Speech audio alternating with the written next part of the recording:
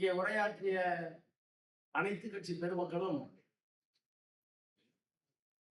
அதற்கும் மேலாக திராவிட முன்னேற்ற கழகத்தினுடைய மாவட்ட செயலாளர் அண்ணன் நரசிம்மம் அவர்களும், அவரை தொடர்ந்து இங்கே உரையாற்றியிருக்கின்ற அண்ணன் முத்தரசன் அவர்களும் இந்த 5 ஆண்டு காலத்தில் நடைபெற்றிருக்கின்ற திட்டங்கள், ஆற்றப்பட்டிருக்கின்ற சாதனைகள், அதே நேரத்தில் தமிழகத்திலே இருக்கின்ற அரசியல் போக்கு, ஒன்றிய அரசிலே மோடியும் அமித்ஷாவும் செய்து கொண்டிருக்கின்ற கேள்விக்குத்துகள், அராஜகங்கள், வரவிருக்கின்ற ஆபத்துகள், இவற்றை எல்லாம் இங்கே பட்டியலிட்டு அதற்காக நம்முடைய வேட்பாளர் PL சுந்தரம் அவர்களும், கோபிச்செட்டிப்பாளையத்தின் நல்லசிவம் அவர்களும் 234 தொகுதிகளையும் நாம் வெற்றி பெற வேண்டும் என்று இங்கே விலைக்கு உரையாற்றி இருக்கிறார்கள். பவானி சட்டமன்ற தொகுதியிலே நம்முடைய PL சுந்தரம் அவர்கள் வேட்பாளராக களமிறக்கப்பட்டிருக்கிறார். நம்முடைய முத்தரசன் அவர்கள் சொன்னதை போல இந்த பேச்சுவார்த்தைக்கு நானும் இருந்தேன். எண்ணிக்கையிலே அவர் 6 இருக்கிறார்கள், நாங்கள் 5 என்றோம். இறுதியாக ஒரு முடிவுக்கு வந்தோம். ஆனால் அதையெல்லாம் தாண்டி மிக சௌரியமாக ஒன்றை மறைத்து விட்டார் அல்லது மறந்து விட்டார். என்னதான் PL சுந்தரம் அவர்கள் எனக்கு நண்பராக இருந்தாலும் தோழராக இருந்தாலும், இந்த சட்டமன்ற தொகுதி நாடாளுமன்ற தொகுதிக்குள்ளே எனக்கு வருகிறது என்பதால் இதை எப்படியாவது நகர்த்தி திமுகவுக்கு கொண்டு வர வேண்டும் என்று எத்தனையோ முயற்சிகளை செய்தது. அதில் ஒரு சுயநலம் என்னுடைய இயக்கத்திற்கு சட்டமன்ற உறுப்பினராக நீண்ட நெடுங்காலமாக இந்த தொகுதியில யாரும் இல்லை. அந்த பணியையும் நானே சேர்த்துக் கொண்டு செய்ய வேண்டியிருக்கிறது. அடிக்கடி இங்கே வர வேண்டியிருக்கிறது. திட்டங்களை எல்லாம் முதலமைச்சர் பேச வேண்டியிருக்கிறது. சுயநலம். இன்னொரு பொதுநலம், PL சுந்தரம் தானே எங்களுக்கு ஏகப்பட்ட தொந்தரவு. எப்ப வந்தாலும் PL சுந்தரம் நோட்டீஸ், போராட்டம் போராட்டம் போராட்டம். நான் சுந்தரத்தை கூப்பிட்டு கேட்பேன், தோழர்கள் வாங்க, எங்க சொன்னாலும் பிரச்சனை முடிஞ்சிருமே, உங்கள்கிட்ட அமைதியா முடிச்சுட்டு போனா எங்க கட்சிக்கு ஒரு மரியாதை இருக்காது. அதை போராட்டமா மட்டும் செஞ்சாதான் எங்களுக்கு தெரியும். இப்படி ஒரு இலக்கமான வேட்பாளர் தான் இருந்தாலும் நமக்கு வேண்டிய வேட்பாளர் சித்தாந்தத்திற்காக சரியாக இருக்கிறவர், நம்மோடு இருக்கிறவர் என்பதால் என்னால் இந்த தொகுதியை நகர்த்த முடியவில்லை. நகர்த்த விடாமல் பார்த்து கொண்டவர் நம்முடைய அண்ணன் முத்தரசன் என்பதை இந்த நேரத்தில் மனசூரியமாக இந்த தோல்வியில் இருந்தாலும் அதுலேயும் ஒரு மகிழ்ச்சி, ஒரு நல்ல வேட்பாளர் தான். எனவே நம்முடைய PL சுந்தரம் அவர்கள் இங்கே வெற்றி பெற வேண்டிய வேட்பாளர் என்பதிலே 2 விதமான கருத்துக்கள் இல்லை. எனவே நாம் எல்லோரும் சேர்ந்து அவரை பெருவாரியான வாக்கு வித்தியாசத்தில் சட்டப்பேரவைக்கு அனுப்புகிறோம். இங்கே முதலமைச்சருடைய பெருமைகள் எல்லாம் ஆற்றுகிற பணிகள் எல்லாம் சொன்னார்கள். நம்முடைய முத்தரசன் லேசாக தொட்டார்.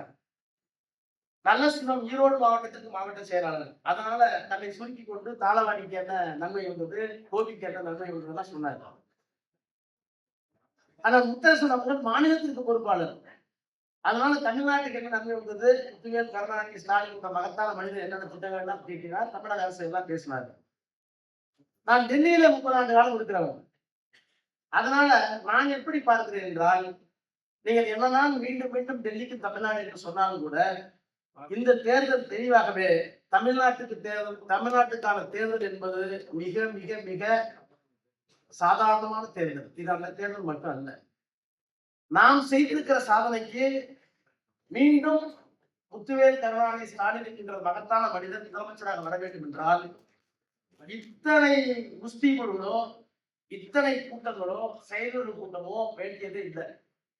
அவரு ஒரு தேர்தல் பட்டியலை அறிவிச்சு என்னென்ன திட்டங்கள் எல்லாம் செய்திருக்கிறோம் என்று சொன்னால், ஆட்சி அமைப்பதற்கு 150 160 தானாகவே உண்டு. பிறகு ஏன் இவ்வளவு வேலைகள்? களத்துல யாருமே இல்லை. அவர் சொன்னாரு, எடப்பாடி பழனிசாமி தவளை மாதிரி கத்திட்டு இருக்காரு. தவளை கத்தனா கூட களத்துக்கு வெளியில கேட்போம், இது அது கூட கேட்கறது இல்லை. ஆனால் ஏன் இவ்வளவு குஸ்தி போது? ஏன் முதலமைச்சர் இவ்வளவு விரைவான சுற்றுப்பயணத்தை தொடங்கினார்? ஏன் அவருக்கு விரைவான இத்தனை வேலைகள், இத்தனை வேலை பண்ணுது? ஏன் தினந்தோறும் இன்றைக்கு கூட ஜூம் மீட்டிங்ல 1 மணி நேரம் சந்திக்கிறார் நிர்வாகிகளை? என்ன காரணம்? தமிழ்நாட்டை பத்தி கவலையா? இந்த தேர்தல் போல திமுக ஆட்சி வர தேர்தல், அதை யாரும் சந்தேகம் வேண்டியதில்லை. ஆனால் அவருக்கு இருக்கிற கவலை தமிழ்நாட்டை பற்றி மட்டுமல்ல, இந்த தேசத்தை காப்பாற்ற வேண்டும் என்ற ஒரு மகத்தான அக்கறை. என்ன காரணம்? இவன் இவ்வளவு நேரம் முத்தரசன் கேட்டு 34 நிமிஷம் பேசினார். 10 தடவை கை தட்டி அவருடைய ஆர்வமான பேச்சு கேட்டீங்களே, அவருக்கு 30 தடவை முதலமைச்சர் இருந்தவரா, நாடாளுமன்றத்துக்கு போனவரா, சட்டமன்றத்துக்கு போனவரா, ஒரு சித்தாந்தவாதி, பொதுவுடைமைவாதி, சமூக நலனில் அக்கறை கொண்டவர், மானுட பற்று கொண்டவர். அவர் என்ன பேசுகிறாரு இந்த அரங்கத்துல ஒன்றுமே உட்காந்து கேட்கிறோமே, உட்காந்துருக்கு நீங்க எந்த ஜாதி, எந்த மதம், என்ன மொழி பேசுறீங்க, காலையில என்ன சாப்பிடுறீங்க, நான் என்ன சாப்பிட்டு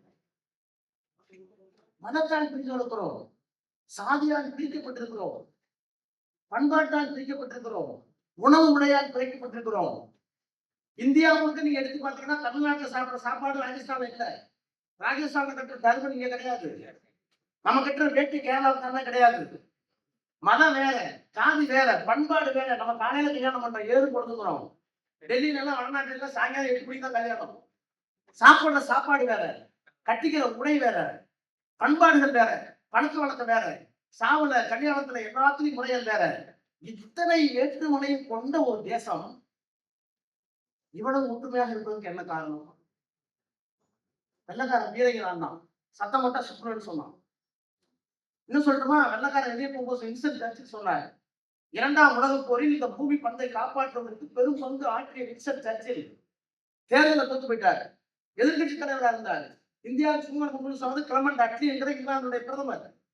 நாடாளுமன்றத்தில் சட்டமேற்றி விட்டார்கள், இந்தியாவுக்கு நாங்கள் சுதந்திரத்தில் போறோம்னு. வின்ஸ்டன் சர்ச்சில் எதிர்கட்சி தலைவர் கிட்ட சொன்னார், இருந்திருந்து இந்தியாவுக்கு போய் சுதந்திரம் கொடுக்கல. They are freebooters, uncivilized people, illiterate people, rascals. அவர் பயன்படுத்தின வார்த்தை. இந்தியாவில் 90% படிக்காதவன், வெறும் 3% பிராமணர் தான் படிச்சிருக்காங்க. யாருக்கும் சட்டம் தெரியாது, எழுத படிக்க தெரியாது, நாகரிகம்னா என்னன்னு தெரியாது. நம்ம அடக்கி வச்சிருந்தோம். அவனே ஆண்டுவானா பிராமணர்கள் உயர் ஜாதிக்கார ஆகுவாங்க.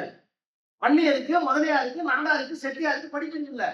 அதுக்கு கீழே படையருக்கு, பல்லருக்கு, அறிஞருக்கு சொல்லவே வேணாம். ஊருக்கு வெளியில் அதுக்கு கிடக்கிறான். இவர்களை தொட்டால் பாங்கன்னு சொல்றான். இப்படி ஒரு அநாகரிகமான சமுதாயத்தை நாகரிகப்படுத்துவதற்கு தான் நம்ம பள்ளிக்கூடத்துக்கு வந்தோம். பூசை செஞ்சு போனா கொண்டாட்டிய போய் ஜெயிச்சா நம்ம தான் சட்டம் கொண்டு வந்தோம். நரபலி, சொந்த குழந்தைய கொண்டா சொந்தத்துக்கு கொண்டாடுங்க, அதையும் நம்ம தான். காட்டு முன்னாடியர் வாழ்ந்த தேசம் தான்.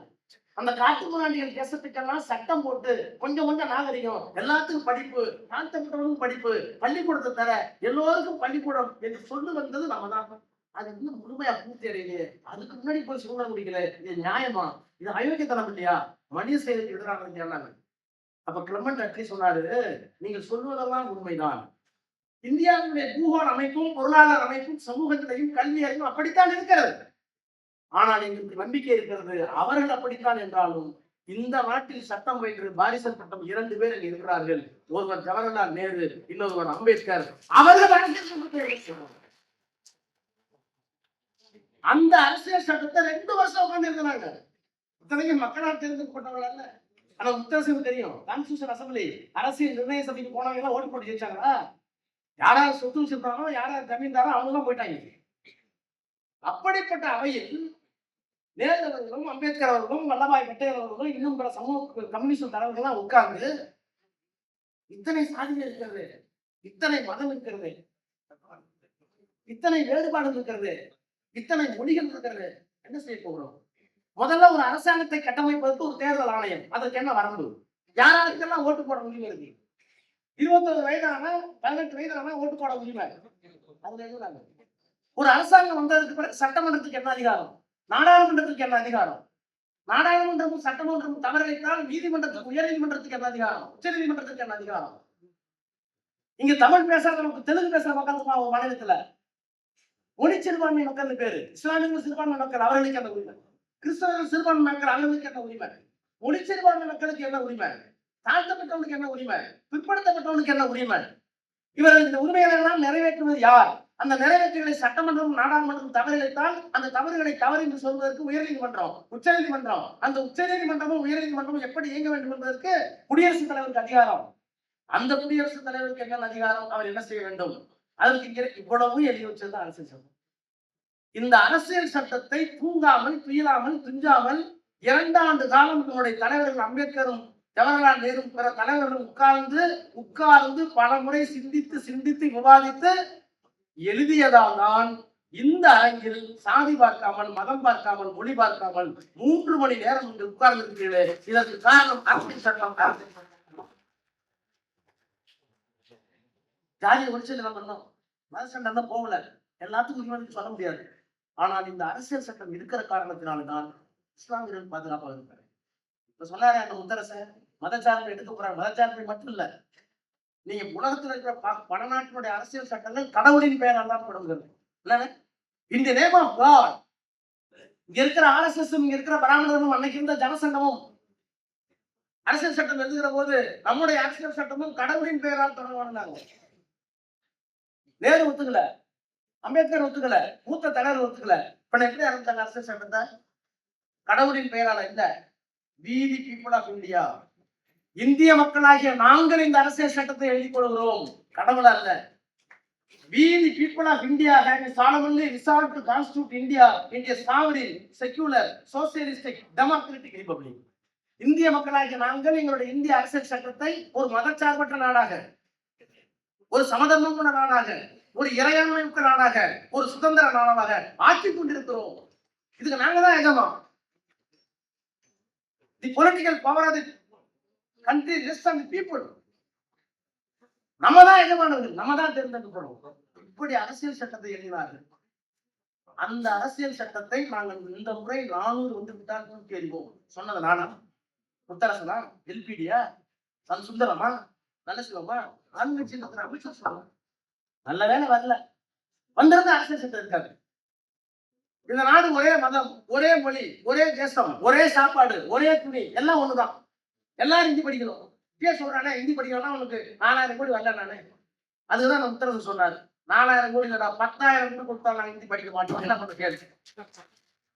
இந்த மேட்டுப்பாளையத்துக்கு வந்து நட்டா, என் தொகுதி நம்ம மேட்டுப்பாளையத்துக்கு வந்து நட்டா பேசிட்டு போறாரு. இன்னொரு ஒரு எழுதிருக்காரு, என்னை பத்தி பேசுறாரு.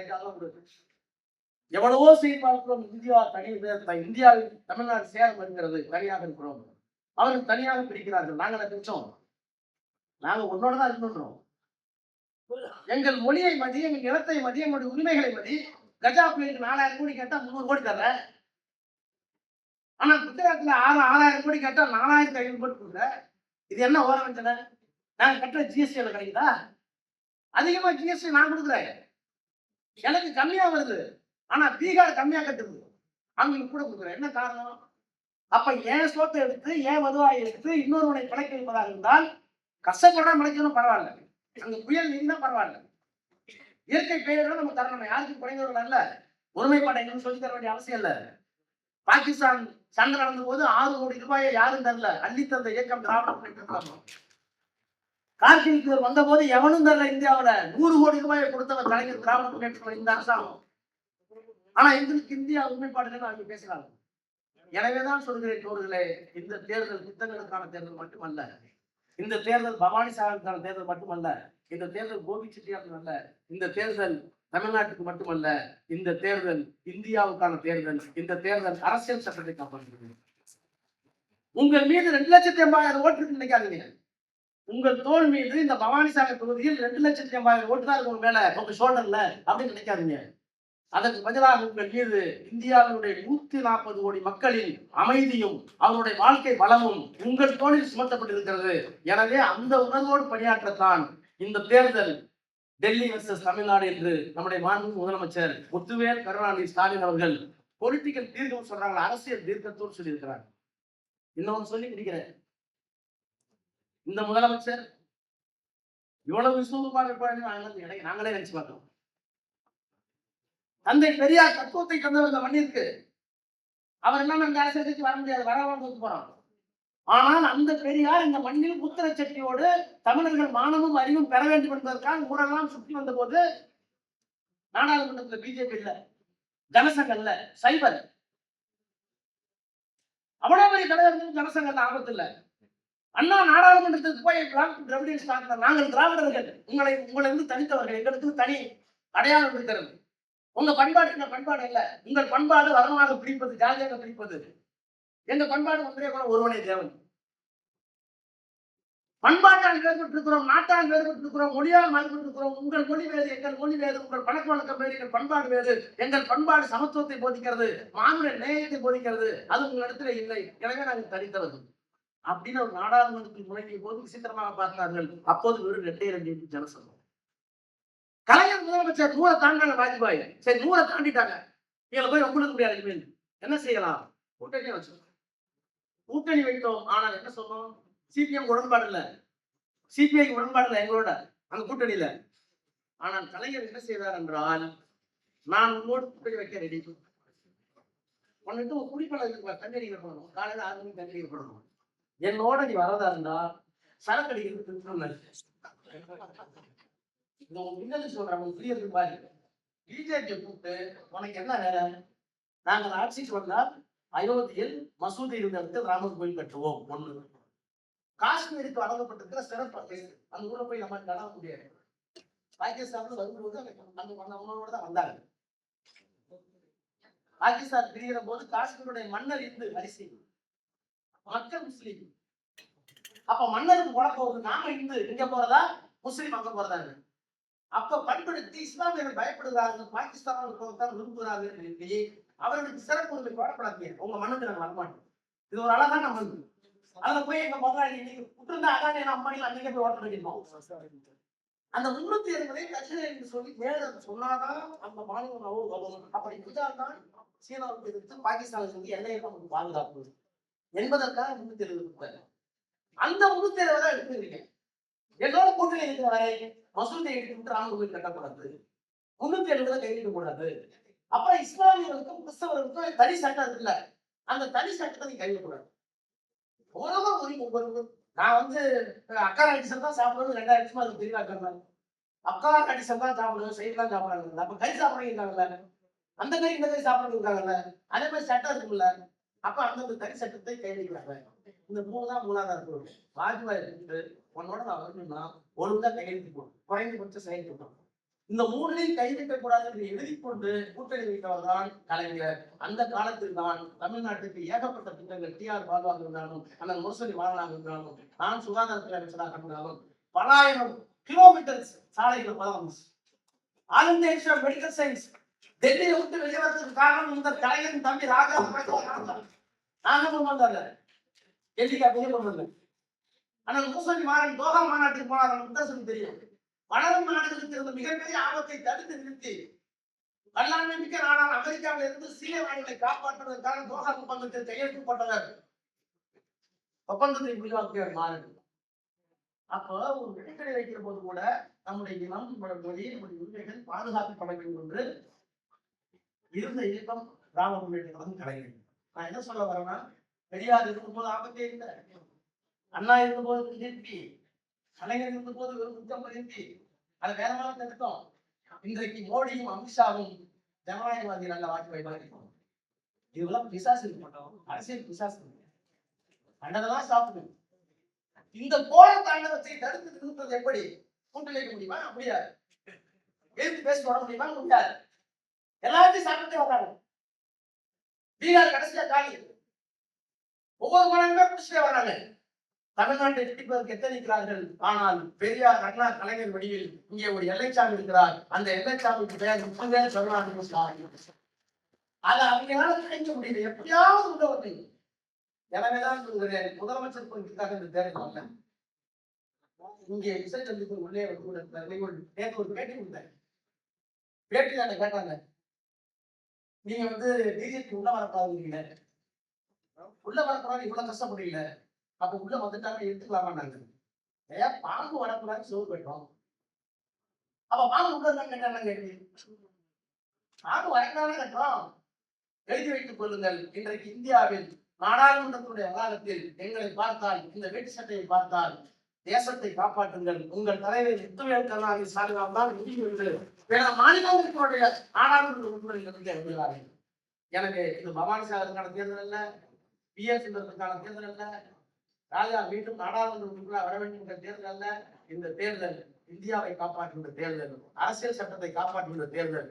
அந்த தேர்தலில் முத்துவேல் கருணாநிதி ஸ்டாலின் என்ற மகத்தான மனிதனை முதலமைச்சராக நிறுத்தி தேசத்தை காப்பாற்றுவோம், அரசியல் சட்டத்தை காப்பாற்றுவோம். அதற்காக பேசும் சட்டத்தை வாக்களிக்கின்ற எல்லாம் விடைபெறுகிறேன். நன்றி.